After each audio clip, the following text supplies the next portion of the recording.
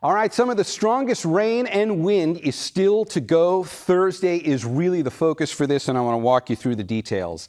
This will come in waves. Some of the waves will be stronger than others, and this will be stronger than anything we've seen yet from this storm, including the stuff that came through Tuesday night. We'll look at this on the big picture so you can see how it comes through in waves. That was the Wednesday night wave. There's the Thursday morning wave. Then there are a series of smaller waves that come through after that, and the one I want to pause for in a second is that one. That would be Thursday afternoon. We've already gotten plenty of good rain to this point, but if you look at the structure on this, see how that's got like a narrow point down at the bottom, and then it kind of spreads out like a wedge? That's usually what lines of intense thunderstorms will look like on a radar depiction. That's how you know these things have a lot of energy to work with. Thursday afternoon, we'll come back to that in a second when we slow this down and show you the detail.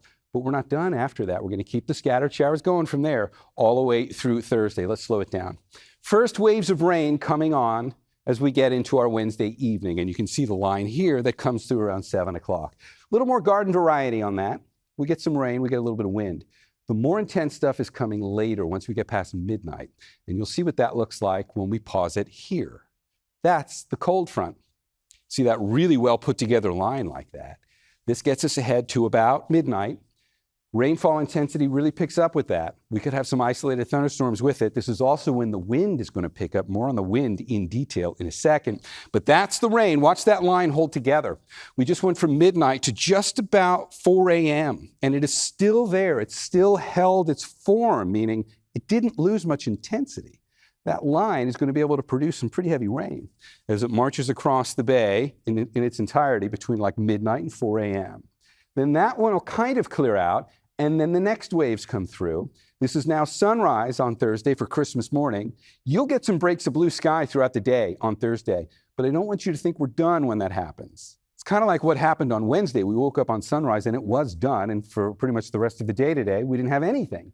Thursday's not like that. Thursday, the energy is going to keep coming throughout the day, and when we get into the afternoon, you're going to see that more impressive line show up right here. This is what we looked at a moment ago. This gets us into the afternoon. You see that kind of wedge feature down there. Look at the deeper shades of purple into white on there. That's where this is depicting heavy intensity rainfall. We don't often see radar depictions like this over California. There's another one. See how it's got like a point source, and then it spreads out into a wedge. And that one's going up into the North Bay. This one's coming up into the peninsula. And this is afternoon tomorrow. Probably one of the more intense time frames here. Now, not to say this is going to happen exactly at 4 o'clock and look exactly like that. What we're looking at here is the high-resolution rapid refresh model. It's the best short-term forecast model when you're right into an event where the forecast models are really exceptionally good at resolving out the details. But this forecast model updates every hour. So as we go through tonight, it's very likely that some of these forecasts update and shift a little bit. So it's not going to go exactly like that. But the fact that this forecast model is impressed enough with the ingredients that this storm is going to have through Thursday afternoon to develop lines of thunderstorms that look like that should be a very strong indication for us. Thursday afternoon is going to be an interesting day weather-wise, some pretty heavy downpours. And some of these thunderstorms, when they look like this, have the potential to develop perhaps waterspouts off the coast or funnel clouds over land. Not many of those, not super likely, but it's possible. And that happens here. Nobody should be too alarmed at that notion anymore in Northern California. We have it happen every winter now. Think back to Scotts Valley last winter. Remember that one? It was an EF1 touched the ground. It overturned a car.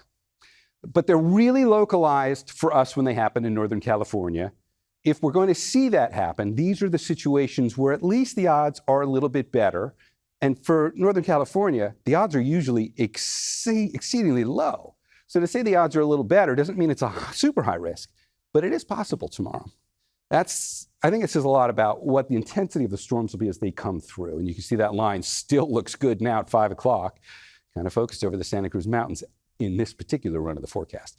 All right, that's probably going to be the peak of this, because once the sun goes down, you take away some of the energy from this storm. You lose the daylight, you remove some of the energy, but this storm's bringing its own energy. It doesn't need a whole lot of help. So overnight Thursday, into Friday, we're still getting showers, maybe an isolated thunderstorm or two, and then throughout the rest of Friday, it winds down with scattered showers still to go. We're not done, really, until we get to Friday night, Rainfall totals look pretty good on this.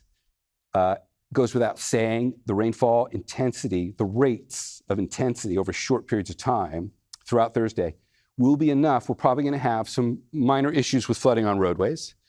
And it would be the pre-dawn hours of Christmas morning where that would become a bigger focus. It's going to be dark. We will have gotten real heavy rain at times in a localized way.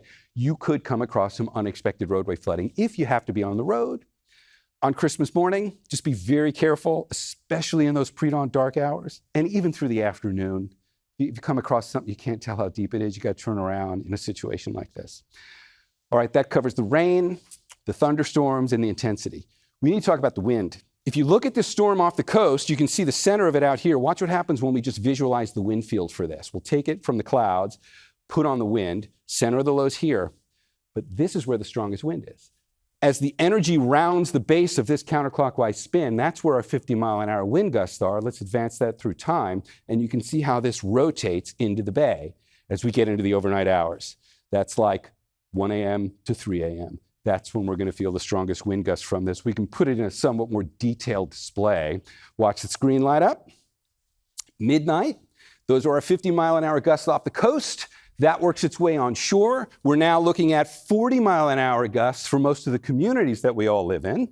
That's enough to break a branch off a tree or maybe even take a tree down. We had that happen last night in Sonoma County.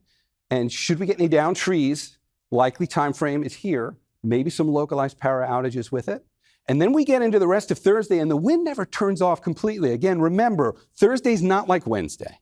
Thursday, the energy stays with us. The worst of the wind is going to be pre-dawn, but it's going to continue to be windy through the day. And when you get some of these isolated cells of thunderstorms or some of these more energetic lines, remember our 4 o'clock in the afternoon line? Look what that does to the winds. The winds will pick up as those individual lines come through. The peak should be in the pre-dawn hours, but it doesn't mean you're not still going to have some pretty strong winds as we go through the afternoon on Thursday. Friday, it should be a lot better. A few leftover showers, but the intensity will have gone down. All right, that covers the wind. Last aspect is the snow in the Sierra. Watch what happens here. These are cold fronts that are bringing these intense rainfall rates. Cold fronts, what we needed in the Sierra. We're finally going to see the snow level drop between now and Friday afternoon, and we're going to get several feet of new snow up at the passes, Donner Pass and Echo Summit and the ski resorts. This is great news. We needed this. There are locations in the Sierra right now which are sitting at their driest December on record. From a snowfall standpoint, it's been a lousy, lousy winter for much of the Sierra so far. This storm is exactly what we needed, and we're going to get about 2 solid days here where we'll be able to put down a good coating of snow. It's not going to be fun to drive, and the truth on that is if you haven't already gone, you probably want to hold off, because from now until we get to about Saturday morning, driving across the Sierra is going to be difficult. But just think about how wonderful the weekend will be. By Saturday, most of this will be plowed. You'll be able to get up there, and you're going to have a fresh blanket of brand new snow. Saturday would be the day to go. Hold off any travel until then. There's a lot coming our way with this storm. Stay with us. We'll have updates on the stream. And of course, for those of you who check in for these on YouTube, we'll keep these coming as well.